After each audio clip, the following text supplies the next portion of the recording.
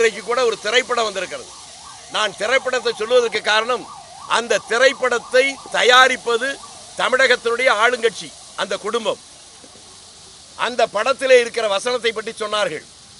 காங்கிரஸ் தான் இந்தியை திணித்ததாம், இவர்கள் தான் எதிர்க்கிறார்களாம். அந்த இந்திய எதிர்ப்பு என்பதை இந்த நேரத்திலே சொல்ல வேண்டிய கட்டாயம் இருக்கிறது. எனக்கு இந்தி தெரியாது, இங்க இருக்கிற பல பேருக்கு இந்தி தெரிய வாய்ப்பில்லை. ஆனால் அந்த குடும்பத்தை சேர்ந்த ஒரு மேலவை பாராளுமன்ற உறுப்பினராக இருக்கிற ஒரு பெண்மணி, அந்த குடும்பத்தை சேர்ந்தவர், இந்தியிலே படித்து பட்டம் பெற்றிருக்கிறாரா இல்லையா? அந்த குடும்பத்தில் இருக்கிற ஒரு இளைஞர் மத்தியில் அமைச்சராக இருந்தபோது அன்றைய முதலமைச்சரிடம் கேட்ட நேரத்தில், எப்படி இந்த இளைய வயதிலேயே அவன் சிறப்பாக பணியாற்றான்னு கேட்டபோது, அவனுக்கு ஆங்கிலத்தை விட இந்தி மிக நன்றாக தெரியும், ஆகவே அவனுக்கு அங்கே மரியாதை இருக்கிறது சொன்னாரா இல்லையா? ஊரிலே இருக்கிறவன் எல்லாம் நீ அம்மா என்று அழைக்க முடியாது, மாதாஜி என்றுதான் அழைக்க வேண்டும், அப்பா என்று அழைக்க முடியாது, பிதாஜி என்றுதான் அழைக்க வேண்டும் என்று ஊருக்கு சொல்லிவிட்டு தன் வீட்டில் இருக்கிற பெண்களையும் பிள்ளைகளையும் எல்லாருக்கும் இந்தி கற்றுத் தந்திருக்கிறார்களே.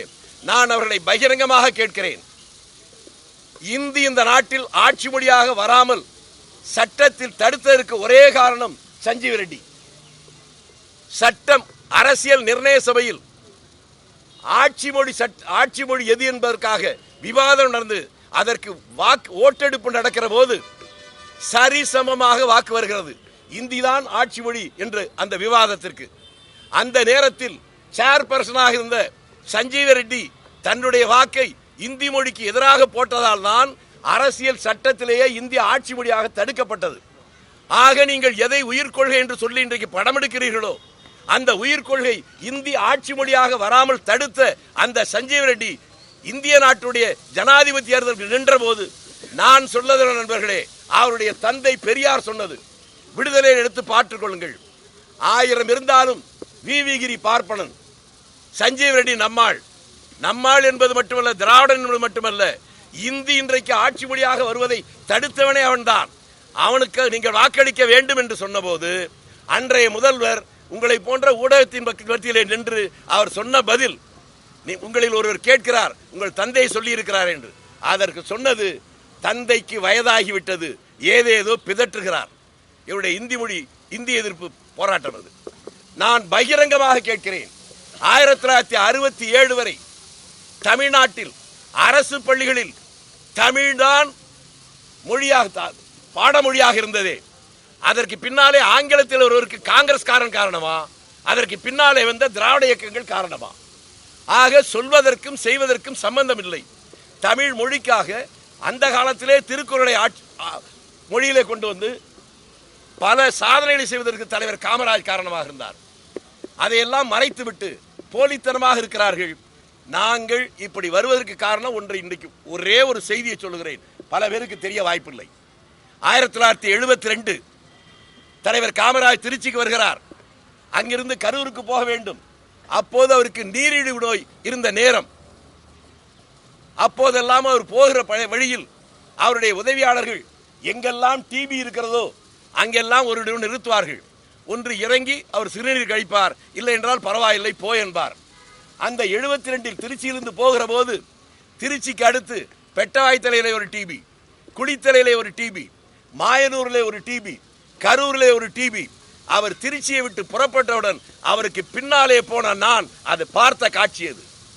அத்தனை டிவிகளும் கேட்டே மூடப்பட்டு பூட்டப்பட்டு விட்டது.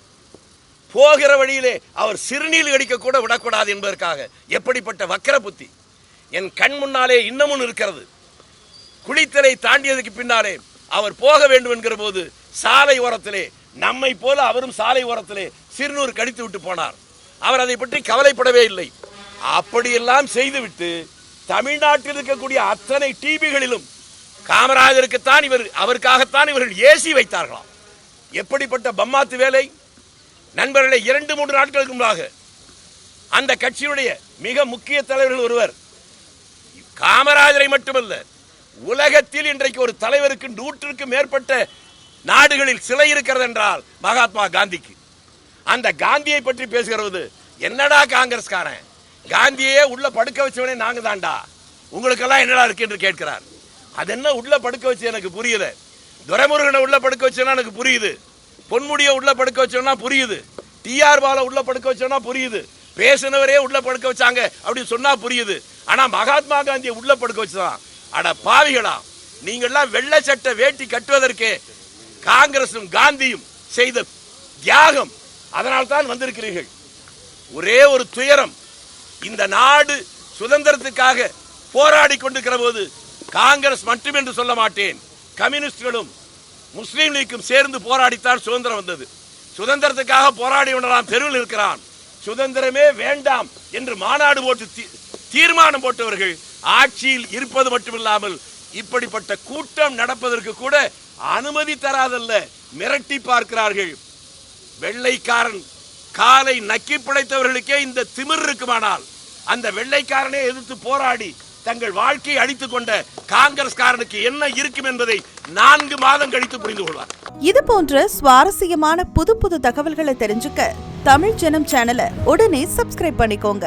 இந்த பண்டிகை நாட்களை முன்னிட்டு வில்லா மனைகளை முன்பதிவு செய்து ஸ்டாம்ப் டியூட்டியில் 50% வரை தள்ளுபடி பெறுங்கள். Premium villa plots across Tamil Nadu from 4.5 lakhs to 3 crores. One G Square. For details call 8939750009.